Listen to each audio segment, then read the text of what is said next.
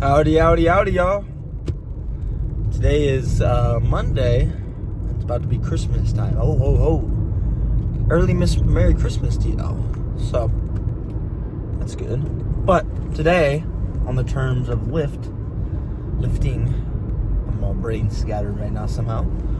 We're going to be doing back day today. Only because my hand still hurts the tiniest of bits. Right?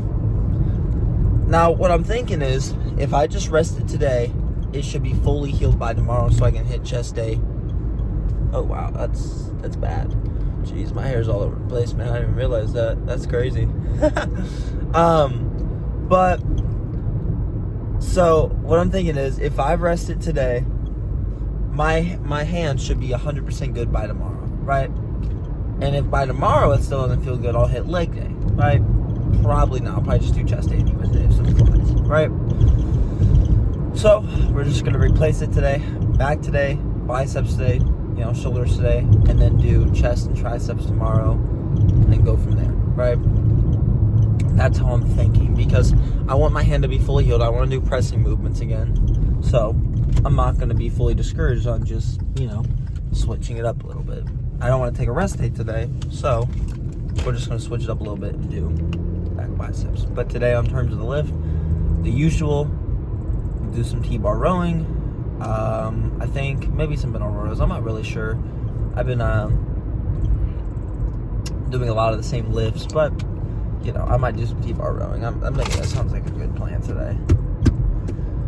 Before the gym, I'm going to tell you what I did. I had 300 carbs and so many grams of protein, so many grams of fat, but I had like 308 grams of carbs, which is the most important thing. But I had about 4 ounces of beef, 2 packets of Ben's Original Rice, which equivalated to 156 carbs, and so many grams of fat and so many grams of protein.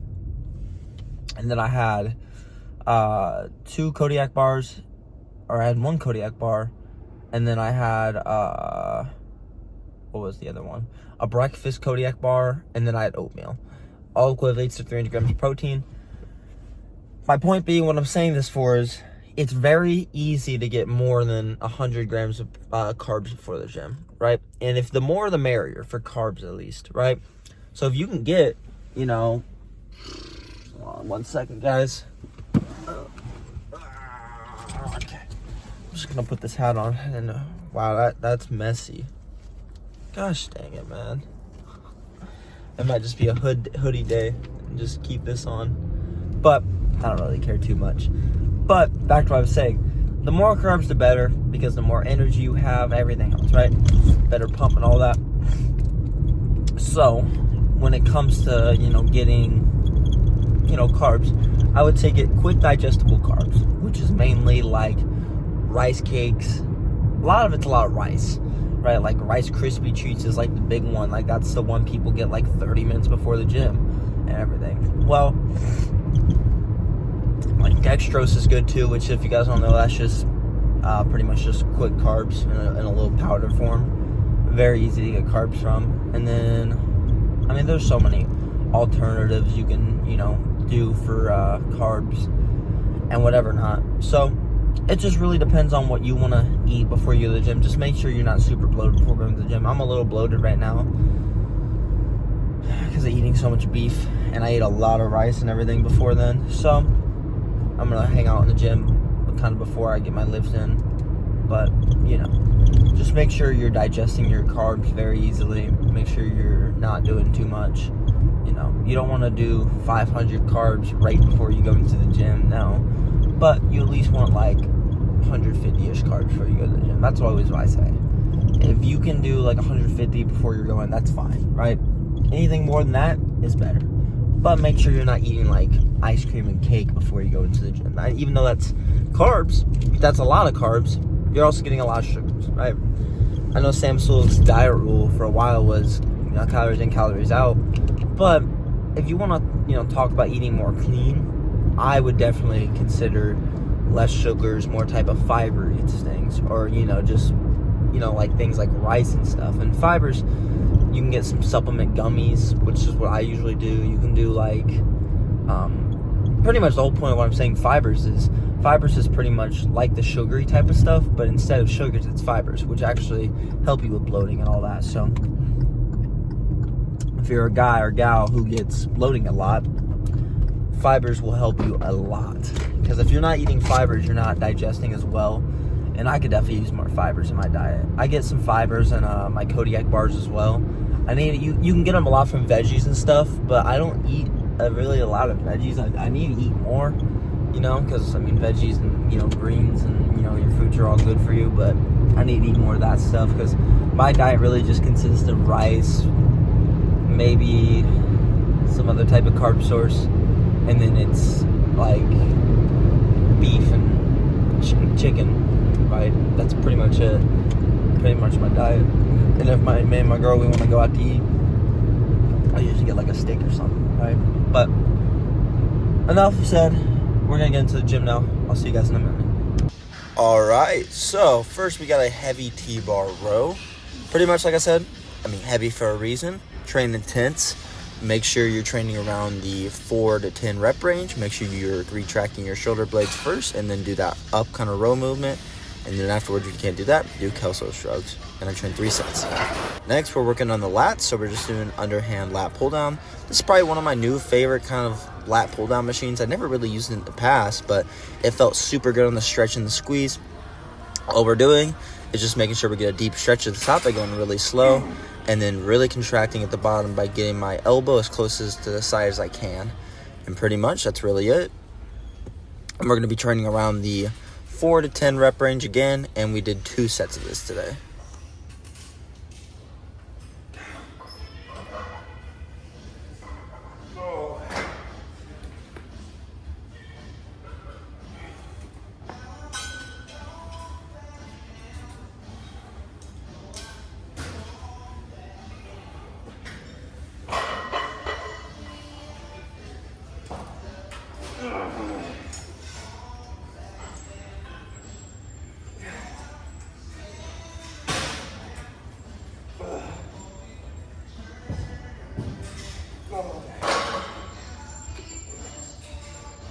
Now this is mainly for the pump for our lats. So we're doing unilateral and kind of lighter weight, more of like a squeeze kind of pump set, kind of fast paced.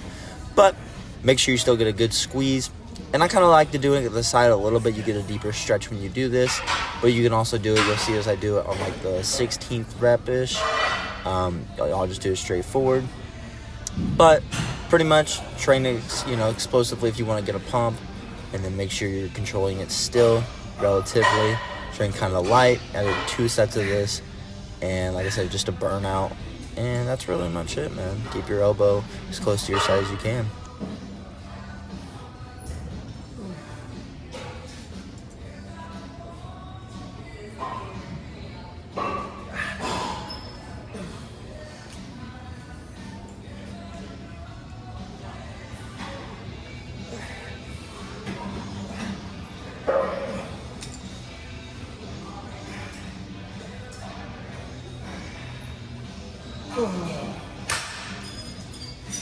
Now we're going to be training our biceps, and we're just going to be getting a little straight bar.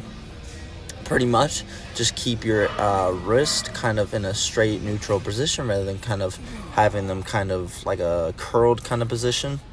But we're going to be just training around the 6 to 12 rep range, just training relatively in the moderate rep and kind of weight range. But just make sure you get a really good squeeze at the top, go full extent all the way down, and that's how you get the best stretch, y'all.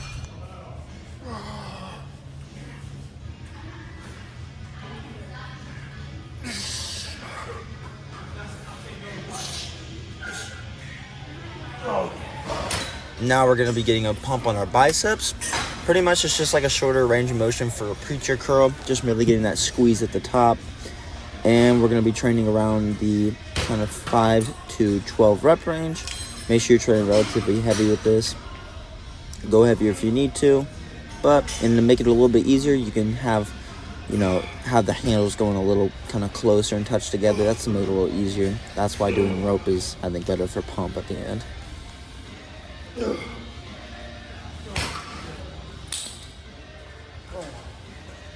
Now we're just going to be working on our biceps one more time. Since I burned out my biceps last set, we're going to be training as, good and heavy as I can with this relatively after that burn set. So I did around 3 to 5 reps on these couple sets I did it. Just make sure you get a really good squeeze at the top and then a good stretch at the bottom.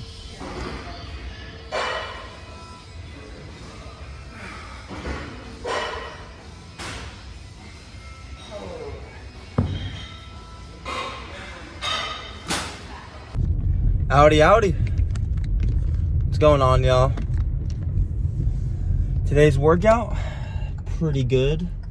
Got a little pain on my shoulders when doing rear delt. I feel like I tell you guys every time that I have some type of pain afterwards. I might have to get my body checked, dude, because I'm only 20, bro, and I got all these stupid pains and everything just randomly when I'm doing lighter exercises, because I was doing rear delt like flies on the pec deck, so reverse pec deck, and I've seen some bodybuilders, like some big guys, like huge guys, like in the old school days, instead of doing them like this, they did them like this, and I did it like that, and it caused like a little pain, but I was doing it with like 70 pounds on the stack, so it's like, I was doing just, good reps and stuff, and then I changed it up to that, and it felt good and everything, and then I went to go pose, and after I got done posing, it was like a little pinch or pain right there, and it's just like, dang, dude, that sucks.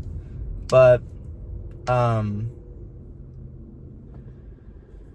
yeah, so we're gonna do, we did that. Sorry, a little brain fog or whatever, but overall workout today. What is this guy doing?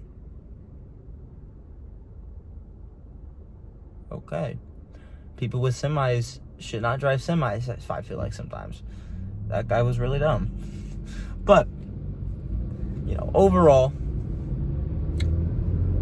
workout I can't complain about, other than a little pain, but it was just, minor stuff. I just got to stretch more.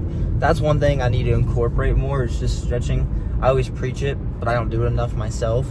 I'd say I stretch more than the average person, but I don't stretch more than, like, the normal. Like Elijah Mundy, I take him for an example, or like Sean. I bet those guys stretch every day for like 30 minutes at least. Because when you're lifting that heavy and doing crazy movements and stuff, you need to, be flexible. And, if you want more range of motion, you don't want to be tight, because all the big bodybuilder guys, a lot of times, I don't see it a whole lot, but I hear it a lot.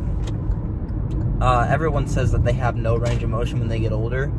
And some of them do, but a lot of times it's like, honestly, guys that don't take care of themselves at all. Like with their diet, they don't really work out, they're not mobile, and so including not stretching, you're not mobile when you get older,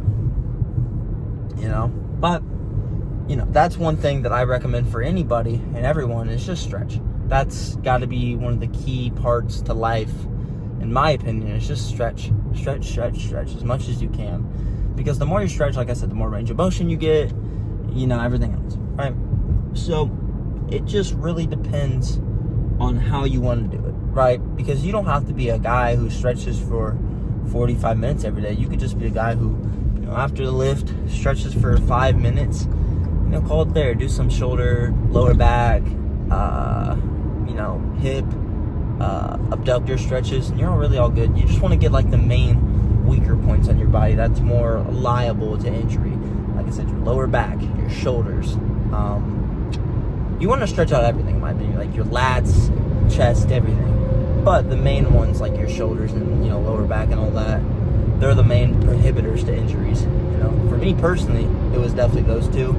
Shoulders, just working at UPS, my shoulders are banged up. I'm not gonna lie. So luckily, I haven't had any problems, knock on wood, or I gotta say it first, but luckily I haven't had really any shoulder problems doing like shoulder exercises, more like lateral raises and rear delt flies, but I guess today was like the first time, but it was because I did a different form, knock on wood. So just be cautious and careful about what you're doing. Pay attention to your body, don't be neglectful towards yourself, y'all. Do what you need to do, right? But other than that, that's it for me. I'll catch you on the flip side. Bye-bye.